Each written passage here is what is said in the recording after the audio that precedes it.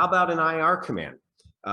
Event type, we've chosen here, IR, and we have to specify, is it IR going through a CX800 or one of our AV over IP, or is it an IR coming from an MC1000? Because there are different amount of ports that are possible.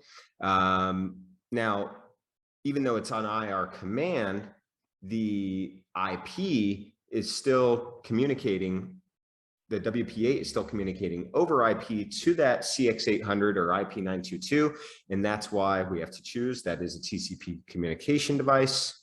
The data type, let's say in this example, we've just grabbed a Pronto Hex IR code, very common online to, if you don't have a IR code set for the device you're trying to control, you just search that device, make and model, and then add the words Pronto Hex, and you'll see a sheet like what we see on the left-hand side there.